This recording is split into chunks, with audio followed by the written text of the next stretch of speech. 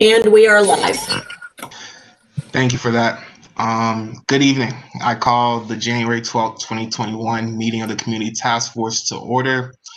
Thank you for joining us this evening via live stream. We are conducting this meeting online as is allowed by state law under the current state of emergency due to the pandemic.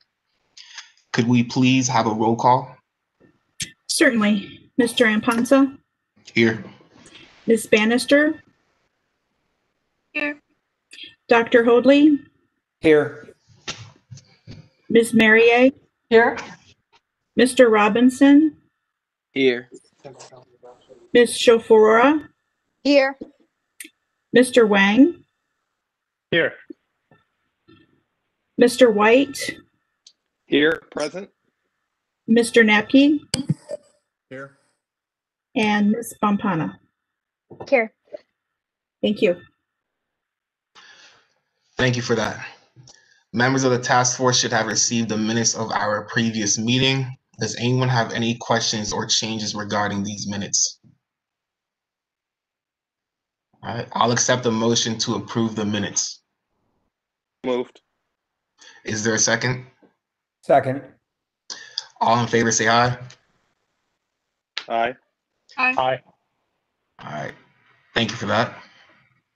Moving on, we're going to be talking about our economic subcommittee. I believe you guys had your meeting a couple weeks ago, and Bridget, if you could present us with an update, that would be amazing. Hi, everybody. I am reporting to the task force from the minutes of the first meeting of our subcommittee on economics and infrastructure, which was held virtually with some city staff on December 29th, 2020. I will note just for the minutes, we are currently calling ourselves the Subcommittee on Economics and Infrastructure, not just economics. Unless Shoshi just joined, which I don't think he has, the other two members of the subcommittee aren't with us this evening, Shoshi and Erica, but I'm going to do my best to just quickly reprise what we did during the subcommittee. I do want to remind folks that the Subcommittee on Economics and Infrastructure has a pretty broad task, as we defined, I think at the last task force meeting, or maybe the one before that. Just broadly, we figured we would be working on housing issues, mobility issues, and workforce issues. And during our very first subcommittee, we basically just decided, at least initially, to focus our efforts on workforce, which means employees, and employers. So the three objectives that we basically discussed and generally approved as a small subcommittee was that we want to help expand diversity, workplace diversity, specific to employees for businesses wanting to do so in the Dublin area. We want to increase opportunities for minority-owned businesses and for diverse vendors and subcontractors to work in Dublin and for Dublin businesses. And the third thing was to explore how the city could become a resource for fostering more diversity, equity, and inclusion at the workplace. As a subcommittee, we agreed to try to meet again in mid to late January, and we're working on firming that up. We want to invite anyone else who wants to join us. You're welcome to join us, even if you decide to just come in once and not stay. But we're hoping we'll get, a couple more folks who want to join this subcommittee. We did also list a few tasks that I think are relevant that you might want to know if you don't have a chance to review the minutes. This is a good reminder to the whole task force that we're trying to be more responsive and look on Microsoft Teams, which is where the city staff is currently posting a lot of the info that we might need to know. So we as a subcommittee are trying to stay up with that and read through some of the reports and the memos that are there. We do want to reach out to Mr. Homer Rogers, who I think is in the city management division, to provide an update to the whole community task force, which I think Dana had already planned on him coming, but we definitely have some questions regarding workplace and diversity that we were hoping he'll address. And the third thing was that we are requesting a memo from the Division of Economic Development to give us a sense of, assuming they're the right department, what are they up to already when it comes to these topics, and how might the task force work with them to help develop a resource for businesses in Dublin and employees and employers, and even those outside of Dublin who want to work here in the Dublin area when it comes to diversity and inclusion. I was hoping Erica or Shoshi was here to add anything that I might have forgotten or to highlight something, but that's it for now. If anybody had a question, I can try to answer before we move on. No? Do I need to move? No. Do reports have to be approved in Robert's Rule of Order, or can Kofi just move on? He can move on. This is essentially an update, and you'll approve your minutes at your committee meetings. Right. Okay. Thank you. All right. Thank you for that update. And I would just like to reiterate, if you guys can just spend a couple minutes just looking through the teams. There's a lot of useful files that have been uploaded that I wasn't even aware about that are incredible to just look at. Moving on, I wanted to take this time to really talk about the subcommittees in general and just talk about our motives a little bit more. So specifically, I'm aware that each one of you is a leader in your respective community. And I'm also aware that each one of you had a drive, a motive to want to join this task force. So I wanted to go around each person, member of the task force. I want us to talk about what was our individual drive to join this task force, and also what is an outcome we would like to see from these three subcommittees, in specific or in general. So I can start off. Once again, just go around, please. Talk about the drive that made you want to volunteer for this, and then an outcome you would like to see from these three subcommittees: communication, education, and economics and infrastructure. So I'll start off and then the next person can go. With me, I grew up in Dublin.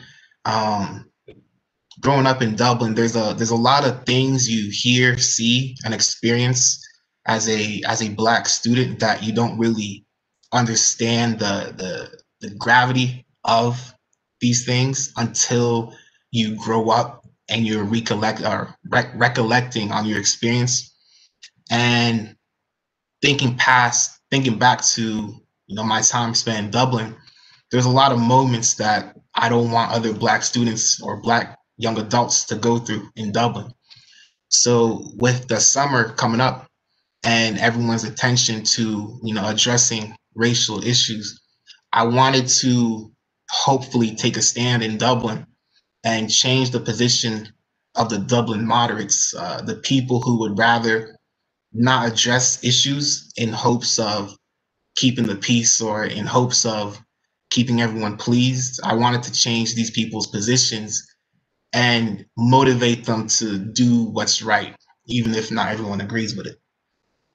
When it comes to an outcome or outcomes I would like to see for these three subcommittees, I would just like to see the Black voices of Dublin not being left out in these changes. So that's it for me. If we can go literally from top to bottom. Audrey, would you like to go next? And then we can do Bridget and so on. Sure. Yeah. So for me, I am a mixed student and I'm still in the school system. And my experience, I would say, is different from like a lot of my friends, but also like even my sister. And I wanted to join this because I know that like we're kind of referred to as like a Dublin bubble, and I would like to kind of break that a little bit. educate other people, and then in conversation, like these meetings, maybe educate myself some and like learn some things from other perspectives that I might not have known. And so I think like something I want to get out of this is just like open discussion is really good for just like educating others. So that's pretty much it for me. Thank you for that. Bridget? Thanks, you guys. I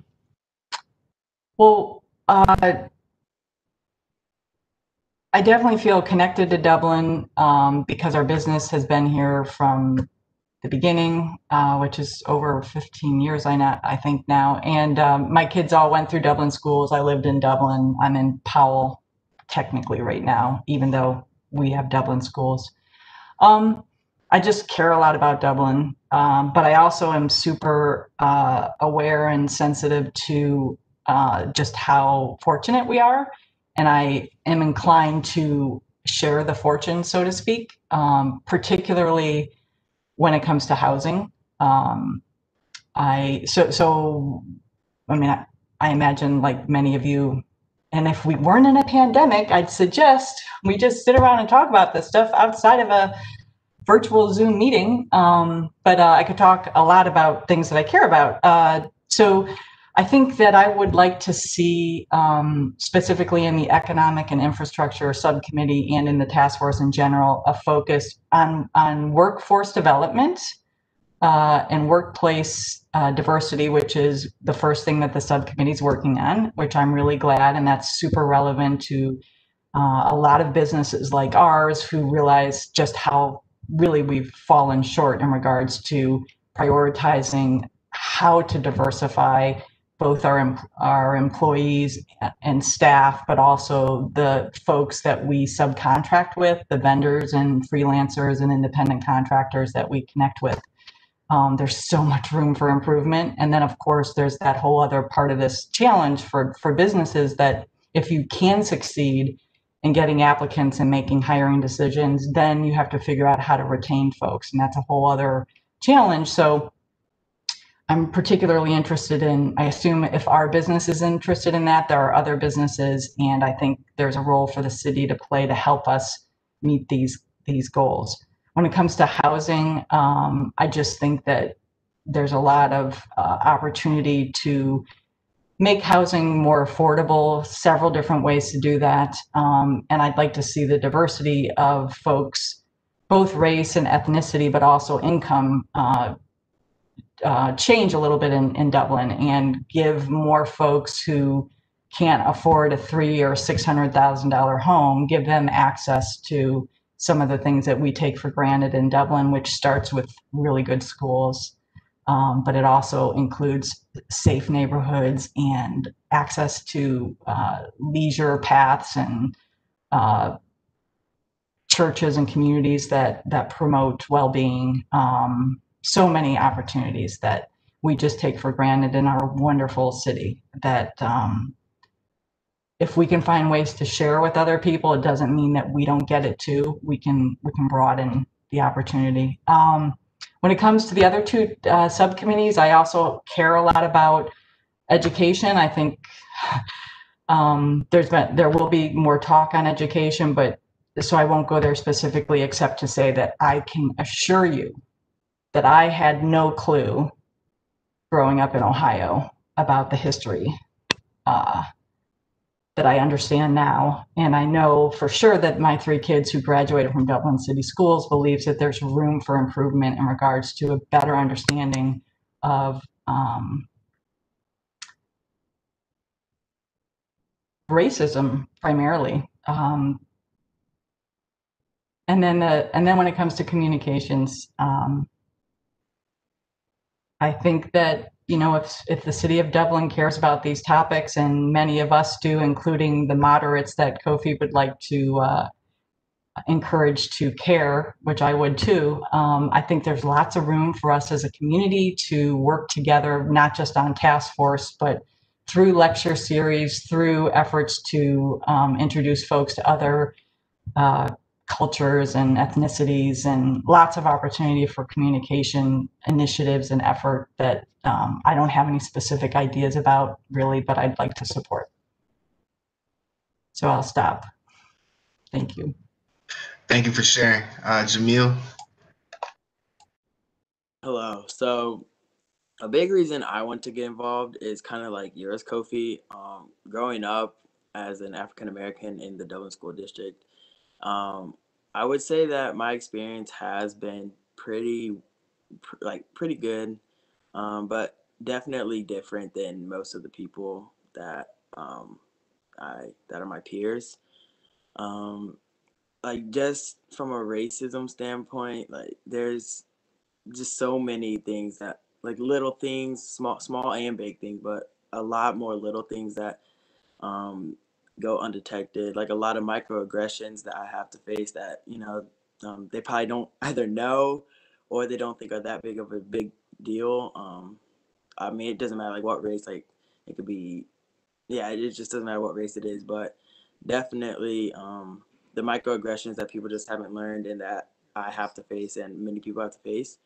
And I definitely think that being on the education task force, that there can be a lot of change in the education system of just learning kind of what you said, Miss Bridget, about just the racism effect and yeah, basically how just on the education reform, there can be so many changes just to educate from a younger age, like elementary school, just so that when they're growing up through the school district, even if there's not that much diversity in the city of Dublin, they'll know that when they encounter diversity, like what is racist, what's not, and the history of multiple ethnicities and races, and not just what the standard American education is. So, yeah. Thank you for sharing with us. Sammy, do you have anything to add? I'm a senior this year, so I wanted to like get involved, do something that would leave like a lasting impact. So even after I graduated, I could like cause something good to happen. And this summer with the Dear Dublin Instagram, that really like drove me to want to get involved. And especially excited for the education subcommittee because as a student, I feel like we have a different perspective to bring. Thank you. Stephen White, do you have anything to add? I do. Can you guys hear me okay? Yeah. Thanks so much, Kofi and Bridget, for leading the meeting today. Kofi, great question. And I think a couple of things, a little bit about my background to kind of illustrate why I joined this task force. I'm born and raised in Cincinnati, Ohio. I grew up there. I'm a first generation college student. We grew up in the community I grew up in was very low income. Lots of challenges associated with poverty, violence, and challenging dynamics. But I was fortunate to have the opportunity to have a good education to be able to help sort of put me on the track of providing me with an opportunity to go to college at The Ohio State University, which is where I went for my undergraduate and graduate studies. And one of the things that I found was that both through my work as at OSU and then working 10 years in the U.S. Senate doing policy work, was that education can be the great equalizer. Regardless of your background, regardless of your community, regardless of where you're from, everybody has the potential to be great. I'm a firm believer that everybody has inherent leadership opportunities. You just have to find that dream and reach to it and grab it and run with it. And some of the challenges we have now that we've seen across our country and world, candidly, and it does not escape Dublin, does not escape Columbus, is a disproportionate impact for those who are people of color. That the challenges that we see playing out across socioeconomic impacts, particularly around workforce, particularly around when you look at the numbers around housing, low-income housing, challenges around the not only the pandemic and disproportionate impact on health of people of color, but then also when you look at much more broader implications of challenges associated with the opioid epidemic and the disproportionate impact of folks in the Black community and beyond. And so I bring all that and I share all that because as you look at what I saw as this is an opportunity is that how can we leverage not only the city of Dublin, which is an up and coming, in my view, a city that's doing big and great things, but how do we continue to be a leader so that way other communities look at us and say, wow, look at what they're doing. They're moving the needle to address this issue and they're already doing great things. We're not perfect. None of us are. But what I'm hopeful that this task force can do is to be able to chart a path for recommendations to address some of the things that we've talked about over our several previous meetings. And particularly when we look at our subcommittee task force around workforce and education, I want to echo something Bridget talked about, which is how do we create these pathways for our people of color in our community, women, LGBTQ, who live in Dublin, but then also want to work in Dublin, who may not live in our community, but want to work here.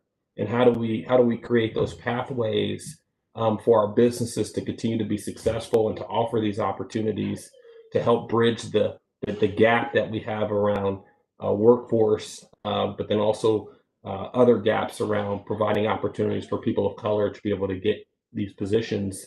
But then also, how do we create that pathway leading up to it, particularly through school and education? And so, that's a long-winded way of saying my hope from the subcommittee is that we can create tangible action steps coming out of the subcommittees that City Council and our leaders and all of us can look at as a community to say, okay, here's our baseline.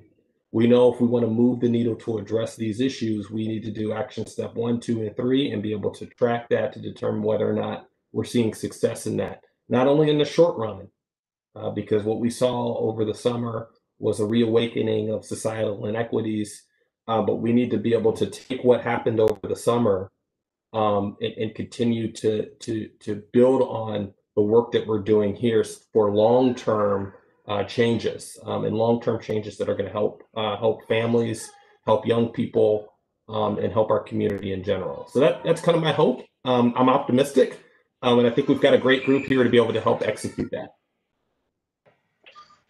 Thank you for sharing with us.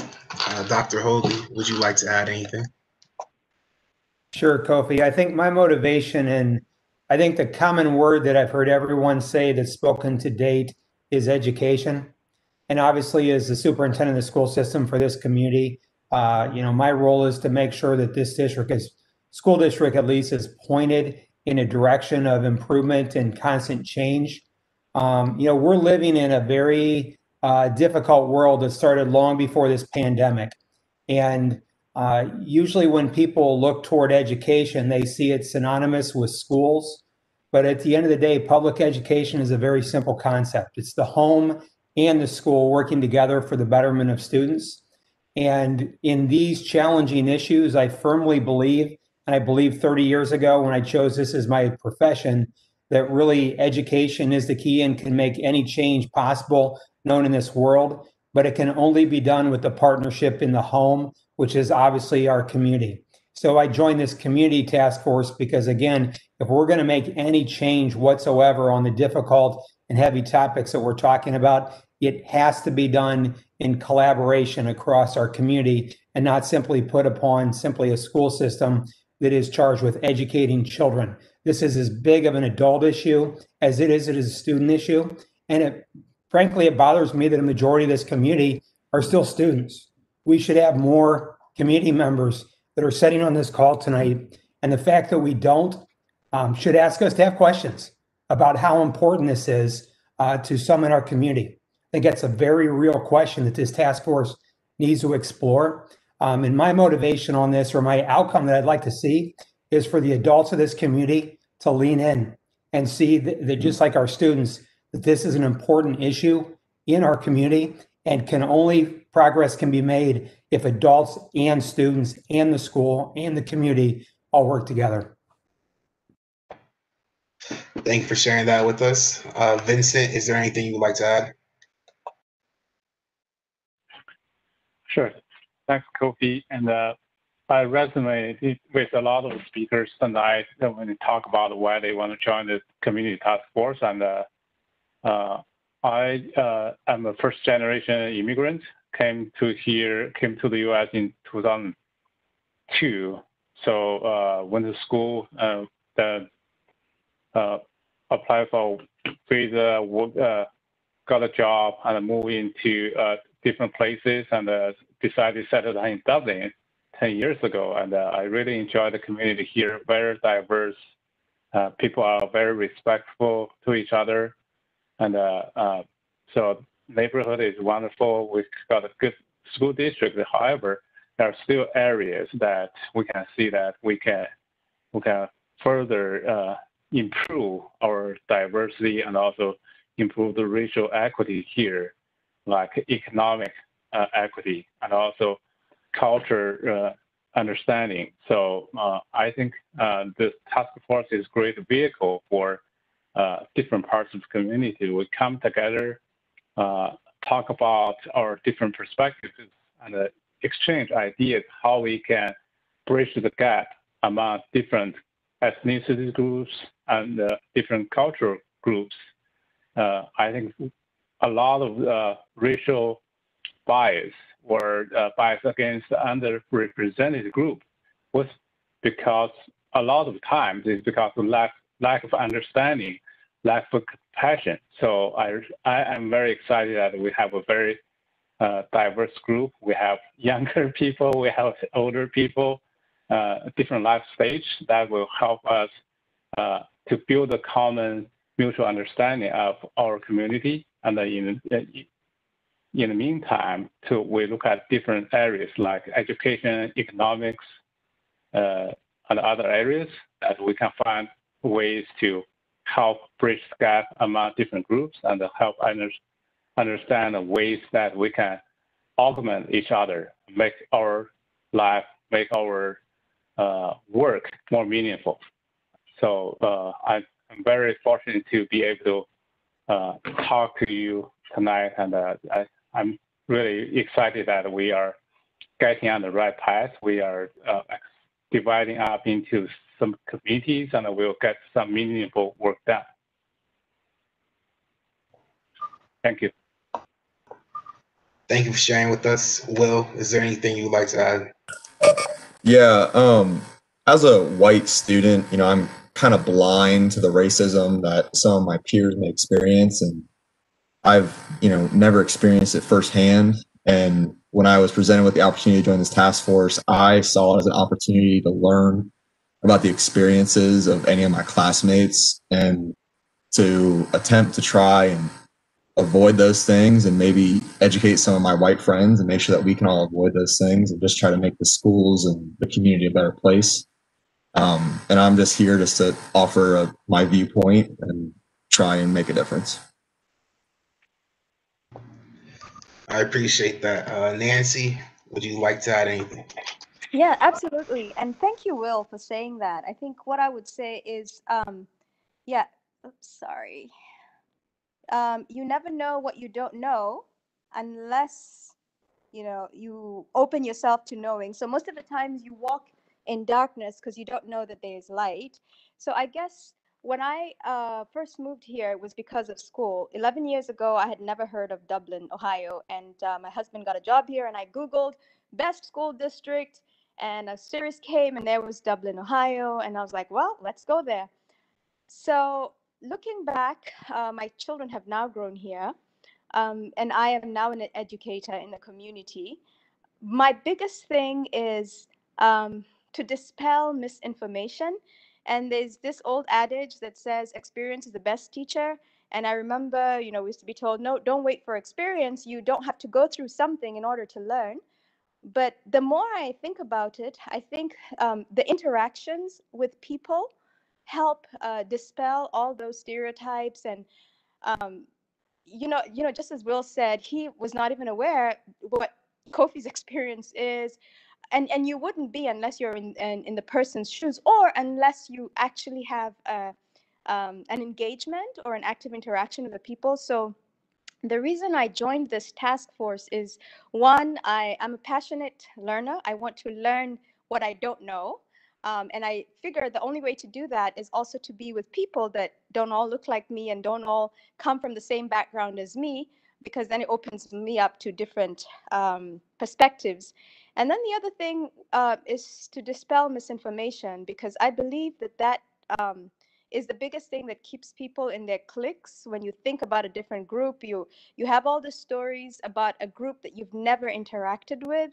So I want to be able to be a voice, even with the circles that I interact with. But I want to be able to share other people's perspectives, because I have interacted with other people. So this task force to me is important, because we are a diverse team, and we are looking at building and bridging any gaps, and not just assimilation, but also having every voice have a space. And I know we've talked a lot in our meetings how about some cultures are not free to talk, and as a result of not being free to talk, we don't hear their voice, and so they never have a voice, they never have representation, and it's not because they don't have the ability. So I think I want to make sure that no one's left out. Thank you for that, Nancy. And is there anything anyone would like to add on? Anybody I missed? Anybody who just wants to say anything before we move on? All right, thank you. I would like to steer everyone's attention to one subcommittee. That is the communication one. We currently only have 2 people in communication subcommittee. The reason I wanted to draw you guys' attention here is that if you would be willing, if you would be interested in joining this subcommittee to give your perspective, that would be appreciated. Some of the questions that we're looking to address and answer in the communication subcommittee is, what can we as a city do to educate our community? What do we as a city do? What can we as a city do to educate our community? So that's one of the main questions we're looking to address. So if there's anyone willing to double up on subcommittees, let me know. Is there anybody right now? Yeah, so I wasn't at the last meeting, but I emailed Dana, I think, and offered to help out in communications if you need me. So just because I wasn't at the last meeting, I'm not sure what you would need me to do, but I can help out wherever needed. Okay, thank you. I'll reach out to you. Anybody else? Hey, Kofi, I would be able to help out for that subcommittee. All right, Stephen, thank you for that.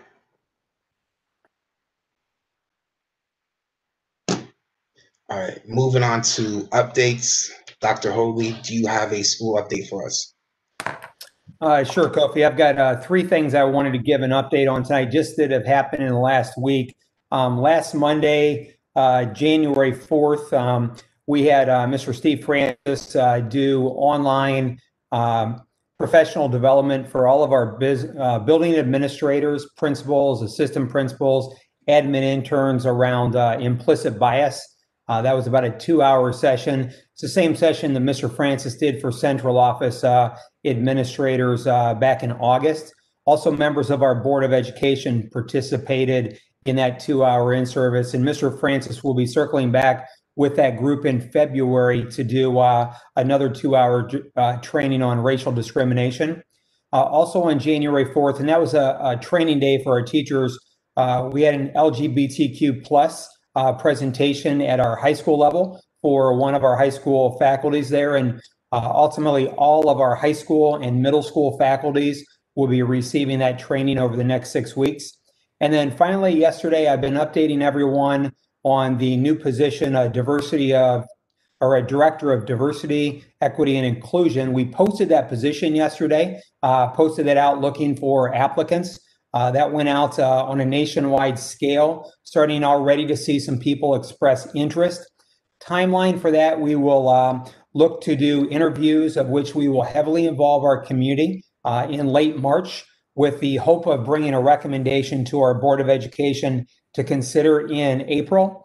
Depending upon where this person lives, if they're local, it may be an earlier onboarding. If the person is out of the area or out of state, then hopefully we would have the person on board by the latest in June. So that's our timeline on that. And again, that position was posted yesterday. So those are the three things I wanted to update our committee with this evening. Thank you for that. Anybody have any questions for Dr. Hoadley? All right, JM, do you have any LGBTQ plus update for us? Yes, good evening, Mr. Chair. I have two updates, and good evening, members of the task force. The two things I'm going to bring to your attention, one has to do with a case that happened the day after our last meeting, so we just missed it, but I've been holding on to it to share with the group. Back in December of last year, there was a judge that came out and basically blasted Ohio officials on the state's policy of preventing transgender people from changing the sex marker of their birth certificate. This is important to note because this policy went into place in 2016, and prior to that, there are instances where people changed their birth certificate due to transgender status. This happens frequently with adopted children and also people who legally want to change their name to make modifications to their birth certificate. So the policy was reversed, calling it unconstitutional because there's no rationale really to have this put in place in 2016. The lawsuit was filed in 2018, so it took 2 years to reach a verdict. This is important to note because several of the plaintiffs said that they were humiliated and threatened after their transgender status was revealed to their employers through their birth certificates. So there's Lambda Legal, which is a legal defense group for LGBTQ plus rights. And they said that Ohio is one of only 2 states in the country that still denied transgender people the ability to change their sex on their birth certificate. Tennessee is now the only remaining state with such a policy nationwide.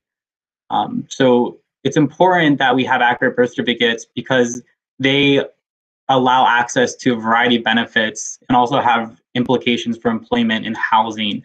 Not to mention it aligns with who they are as a person. But I think this is a good step in the right direction. It's important to note that there's still a struggle and a fight for equal rights and protection under the law for members of the LGBTQ plus community. And that's not even beginning to address the stigmas and other discriminatory practices that may be occurring still. On a lighter note, based on feedback from community members, there has been a desire for the new Dublin Bridge to be lit in a rainbow arrangement for the month of June for Pride.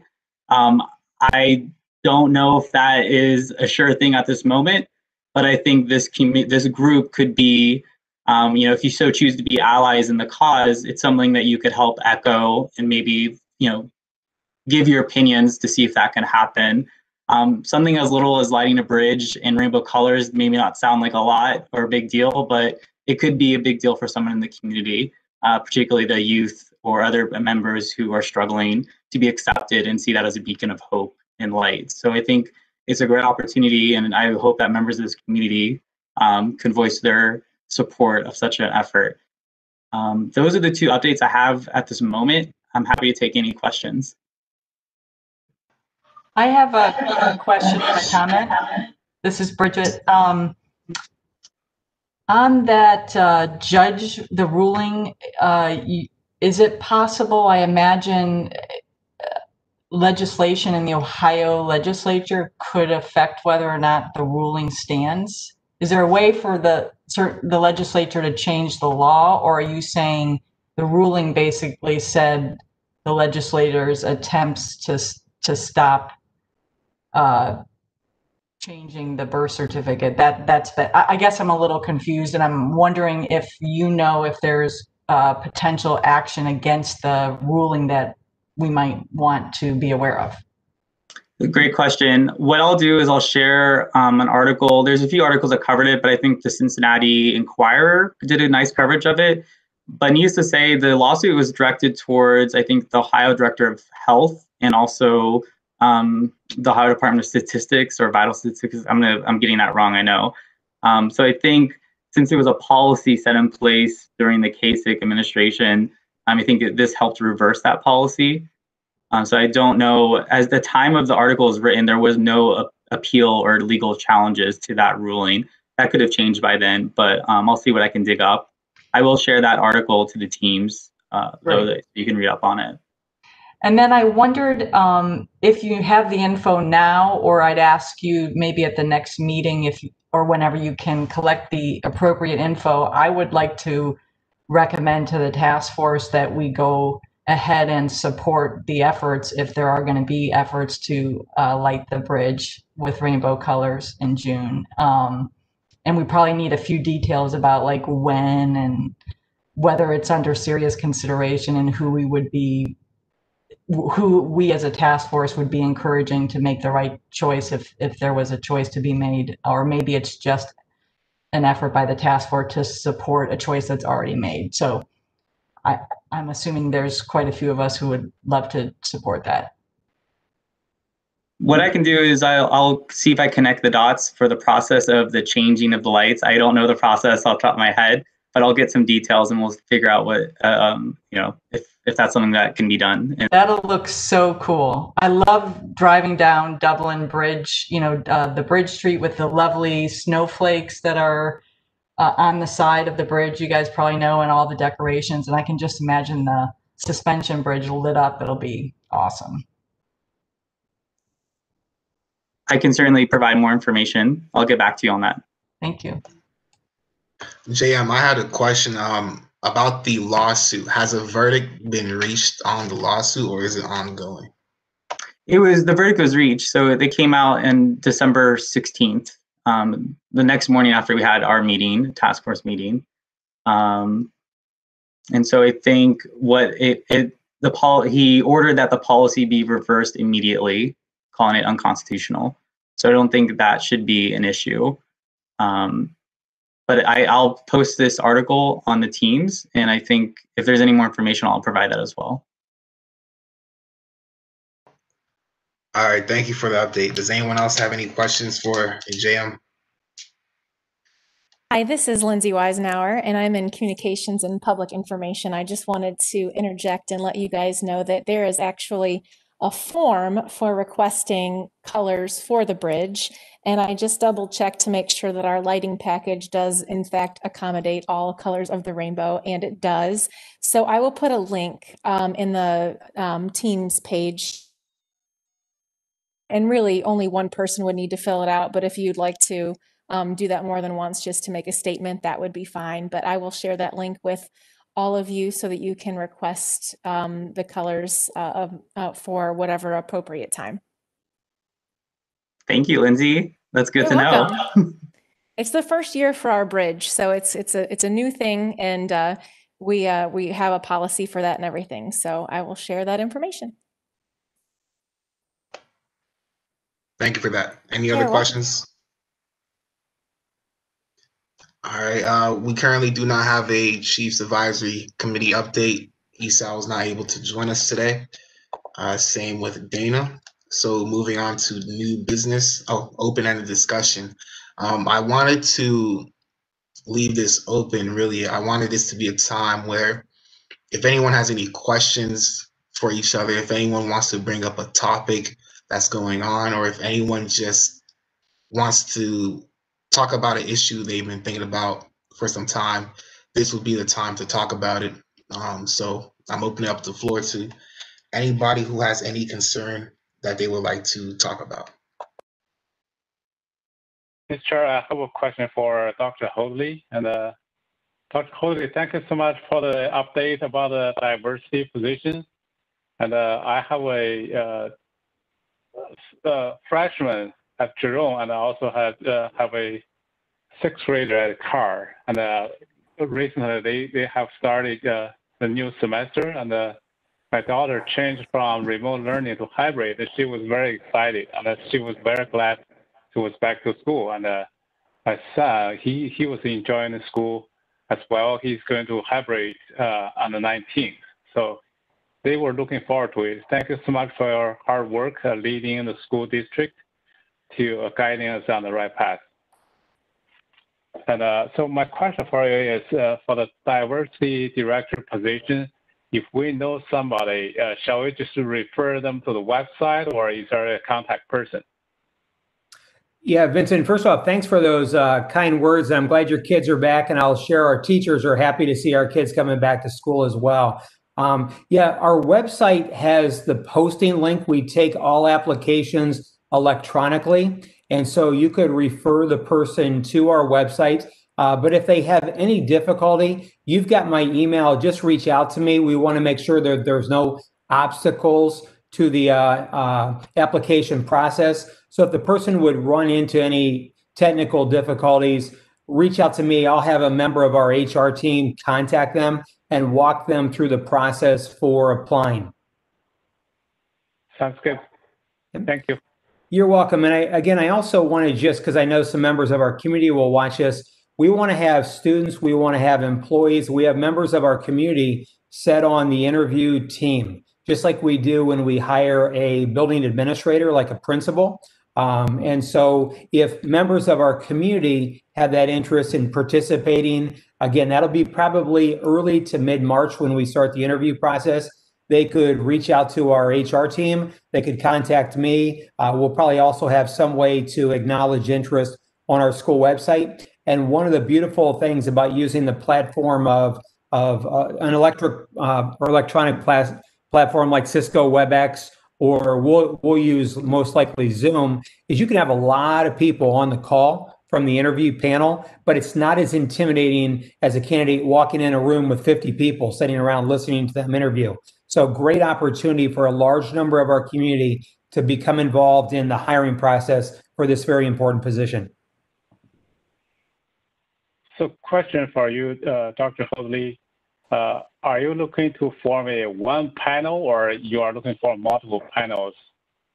Great question. Yeah, we typically do 3. So we'll do a community panel, then we'll do usually a panel for this, since it's a director position, we'll do a panel of school employees, teachers, could be building level administrators.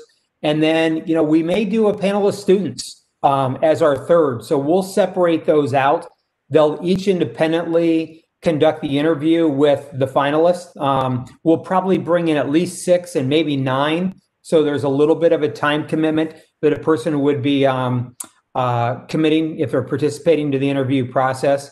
And then we like to have each committee really choose unto themselves, and especially when we're involving students, so they can have independent, they're not feeling like there's adults in the room that they've got to agree with. They can give their own insights. So we see a panel of community, a panel of school personnel, and a panel of students for this interview process.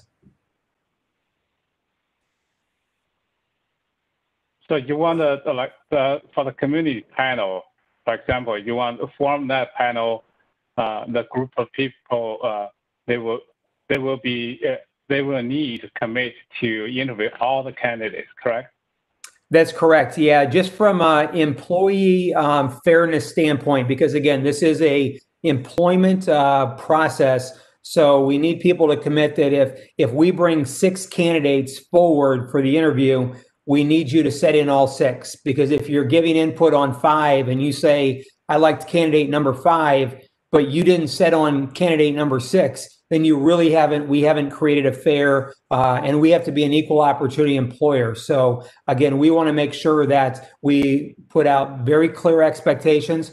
We'll most likely bring 6. And what we like to do is 2 nights of interviews, bring a panel of 3 on like maybe a Monday night, a panel of 3 on a Tuesday night, and then have a debrief usually on Wednesday, see which, and then we try to surface 2 finalists from that, bring those persons up to the central office level for final interviews. So yeah, we would need people to commit that they're going to set in on every interview for the candidate slate that we bring forward. That's a great question.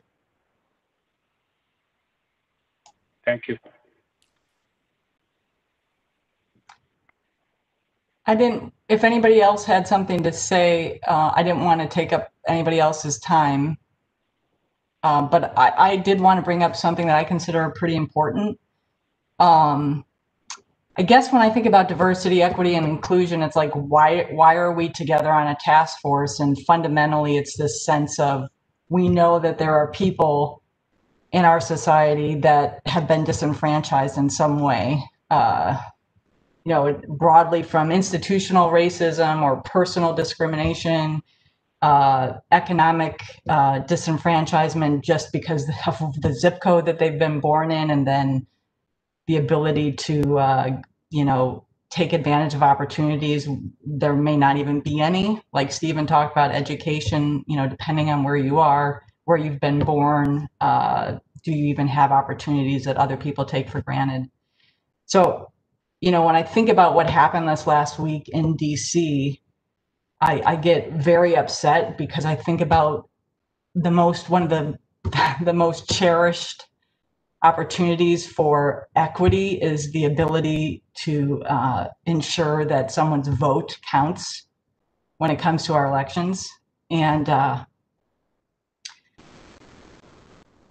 the idea that there is an effort to disenfranchise literally millions of votes based on conspiracy theories is very upsetting to me. And I wonder if the task force has an interest in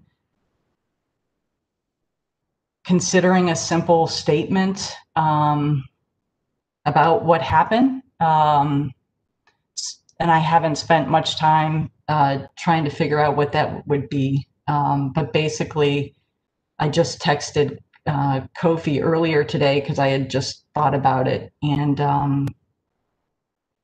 I guess there's two questions. One is I have proposed language, but I also don't know if the task force, what technically we would do as a task force if we even agreed to a statement of any sort.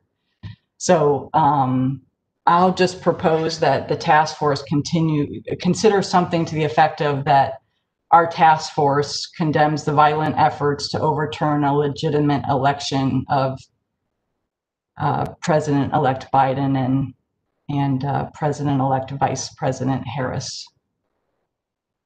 And I invite folks to consider that, or we have a discussion if you want. So this would be a question for the staff. How would we go about this? Should we vote about putting out a memo first just for legal reasons? And then after that, how do we go about distributing this memo?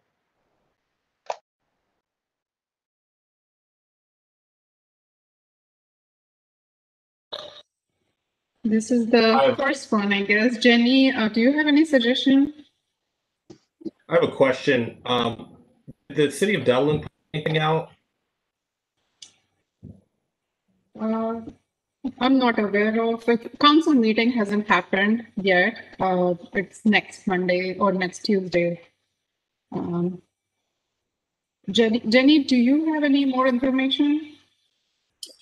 I do not. I know that council has received a few emails that they've taken under consideration, but because all of their discussion has to happen in public, they have not met. So I don't know if that's not currently on their agenda, but I don't know what their thoughts are on that. As far as the task force, to do a memo or put out a statement, you probably would need to have a motion so that you had, the majority of the body agreeing. Okay. So before I would move for a motion, because obviously then there's a vote. If I move for a motion for the task force to accept some statement, which like the one I just read, is the vote then taken right now and it's only dependent on the individuals in the task force meeting right now? That is correct. So what I would recommend is if you choose to do that, what I would probably do is do a roll call vote so that we could make sure that all 10 of you cast a vote since we are so close to having quorum. Excuse me, but yeah, since you are the only members of the public body this evening, you would be the only members voting on the motion. And I guess I would be interested to hear from folks tonight, you know, if you, without spending much time developing the language matters. You know, what are we saying? I'm going to read it again because I was trying to be as apolitical as I could while also making the point. And I think if there's interest in this, we can work together on updating or amending the language, but I also think there's an urgency, which means if we're trying to amend things beyond tonight and not vote tonight, then obviously we're waiting till next month. I was suggesting that the task force basically, quote, condemn the violent efforts to overturn the legitimate election of Biden and Harris, or something very similar to that.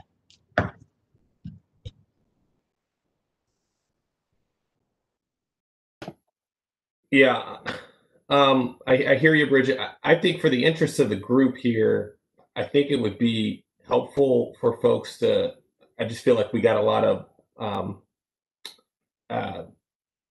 individuals on here who probably don't have had a chance to review anything. I don't want to have to speak for them. I don't necessarily want to put them on, maybe give them some notice or something. That I understand your point on the urgency, but I think it's probably behooves us as a committee, since there are a lot of people who aren't here today, to at least send out a notice or something for them to review before we put a number of folks here. I appreciate that. I think that you're right. Unless some other people disagree, I think the urgency should not be the deciding factor. So I'd ask all of you could we create a statement that at least the 10 of us seem comfortable with, so that we'd have something that we might propose to the broader task force that we know all or most of us feel comfortable with. Is that reasonable? I mean, it's already 7.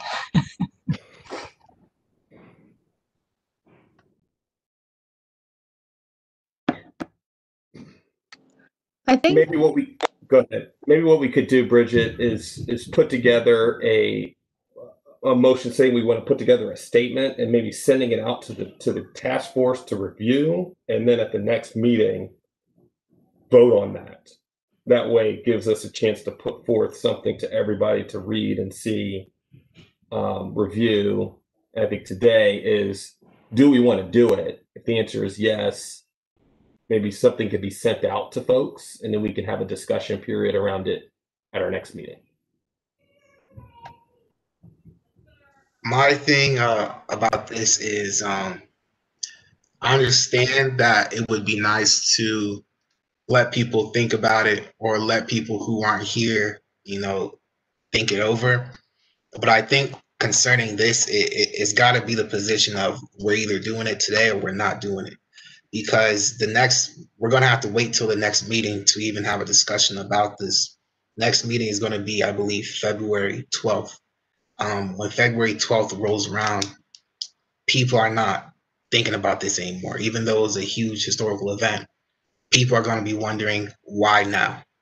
So if we're talking about this and planning on doing it, I strongly believe that we got to accept it today or not do it at all.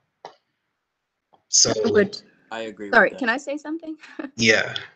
Yeah, I think I would agree with what White is saying, because if you want to put a message that people receive and that is enduring, I know you're saying that if we have to wait till next month, maybe we could look at before next month's reviewing.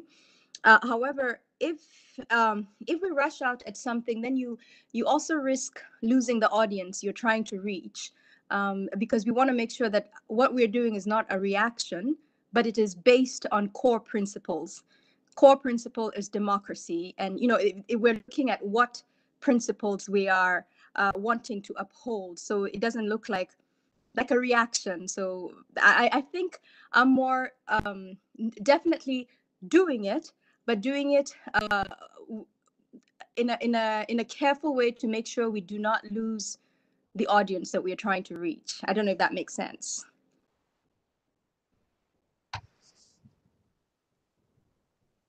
It's hard when everyone makes so much sense to me.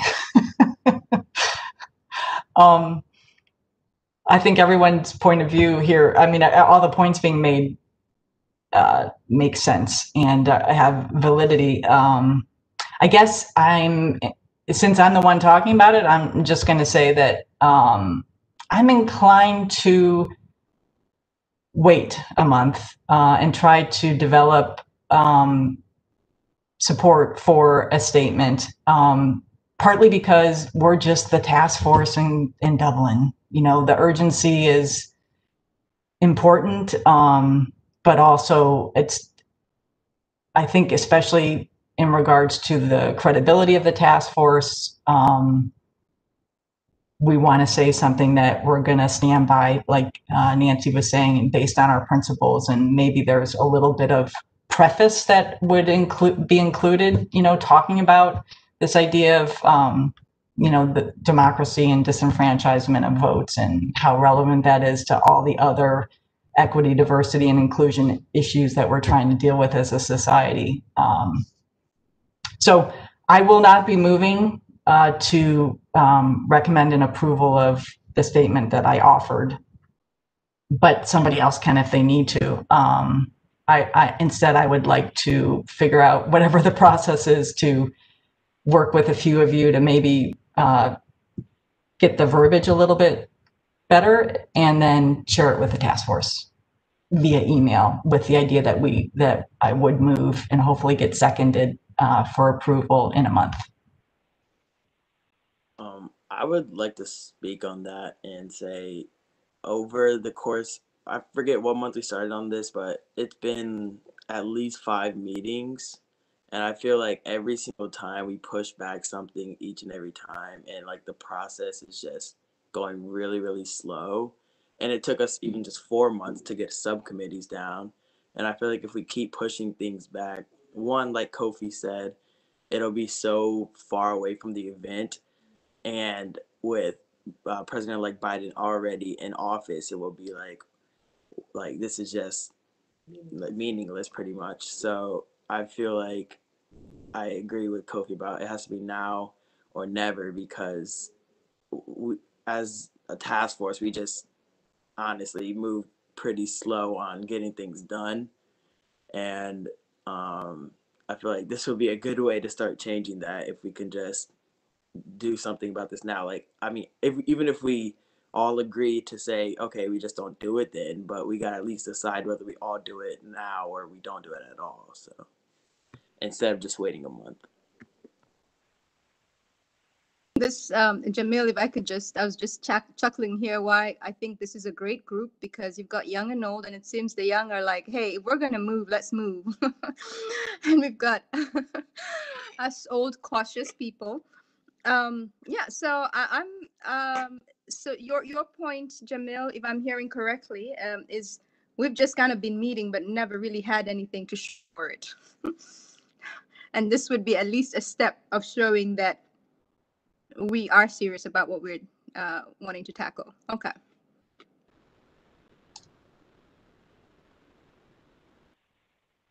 So this Spencer, I heard different voices, not as different voices. We want to do things right. We want to convey the right message. And I can hear that if you want to create a very robust statement, it's going to take time. And also take time for each community member to review and sign on to it. Also, in the meantime, we want to express something, and so one assumption will be: so what's the standing of the committee and our voice? I mean, we express something. What are the desired results out of that action? Let's say we publish some statement. What do we want to achieve? Then we can look at that and decide what's the best approach. Or it's just a matter of we are a group of people, community task force. We want to express the support of the democracy process. We want to condemn the violence, the rioting. So I think if we want to just express a view and also express what we are looking at as a community, and maybe think about something very simple, maybe one sentence or something, that may be a possibility. If you want to talk about a few things, that probably takes some time for us to develop a consensus. I like what Mr. Wang said about just, even if it's just a short, simple statement. But if we wanted to go and do more like in depth, is there a way that we could all like just quickly gather for like maybe like 15 minutes tomorrow? I don't know if that would break any like legal actions or anything regarding like live streaming or anything. But even if we just get a short amount of time tomorrow so that we all can be there, but it's still relevant. I don't know if we could do that or not, but I would look into that. I believe when it comes to that quick of a turnaround, I don't think it's possible. Jenny, correct me if I'm wrong, just because if we have the majority of people, it would have to be an official meeting. You are correct. And we would have to give notice of a public meeting.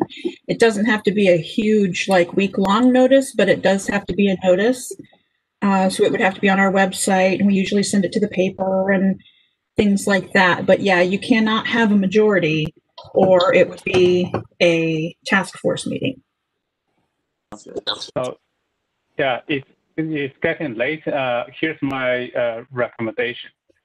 So it sounds like there's a desire to say something because of the what happened in the past week is a major event in our lifetime. As a community task force, we want to express our opinion, and also basically, since we were selected from the community, we want to reflect what our community is thinking about these major events. What if we just say 2 or 3 sentences, very simple, and if we can get on the same page, we vote or something. Would that work? Do we have quorum to do that? I think the best way to move about this is just to have a legit vote. Who wants to do it today versus who wants to wait till the next meeting? It'll avert any unnecessary, back and forth dialogue. I think just straight to the point. If you want to do this, we have to do it today, or if we want to do this, it had to be next meeting, which is next month. Do you think maybe Nancy or I was going to say, I think it would be helpful to have that statement because obviously I think all of us are in agreement that we do want a statement, but I think the issue was how the statement is, because we want a statement that is lasting. So maybe if we can come up with a statement before the vote, I don't think, and maybe I'm also assuming, I didn't think the issue was not wanting a statement, but it was the wording of the statement. I think that's a possibility that we could try to work right now on expanding the statement a bit. The other question I was wondering is if maybe those who have task force experience on other task force, maybe there's a way to sort of meet everyone's needs, which is I could move to get approval and vote on this statement, assuming it passes.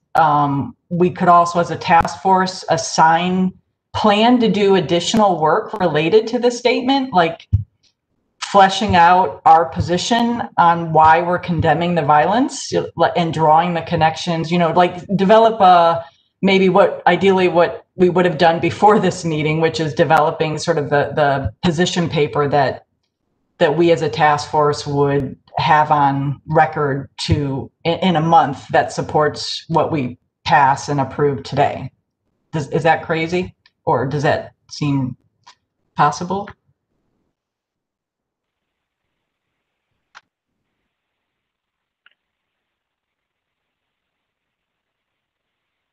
I think so if we want to develop a robust statement, we have to work offline and also put it out to the community to vote next time.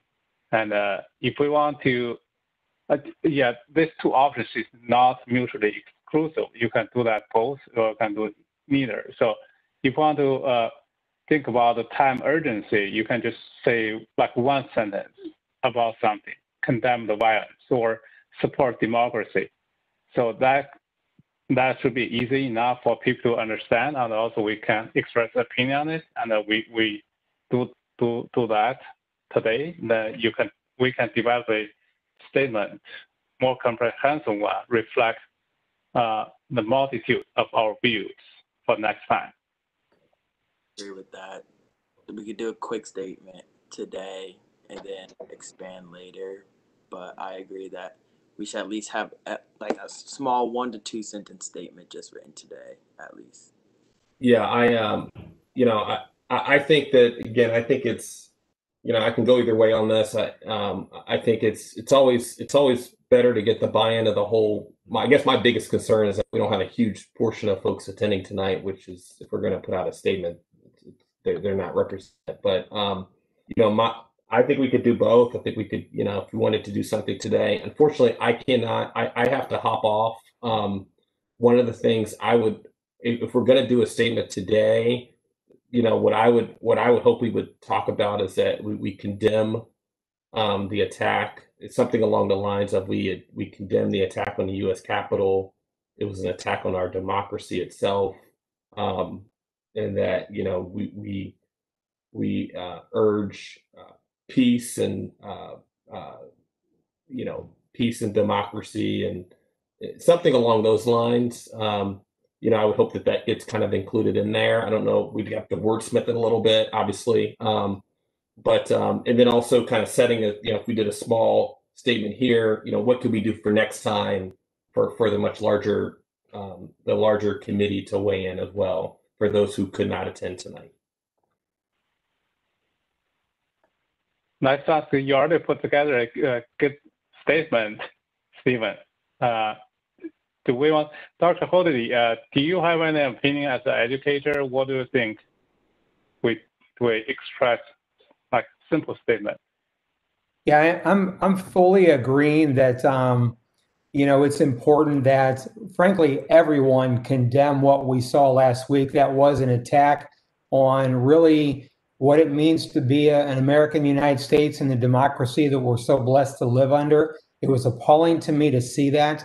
I guess when you ask for my thoughts, I want to go back to what Jamil said earlier, and that is, we're 5 months into this, and we're talking about an issue for 25 minutes. It's not on the agenda, and we're not going to have any more people join us if we continue to go off on these non-agenda items and spend a good part of our time on here. We've got a really critical mission. This is not it. So I guess that's truly my thought for tonight.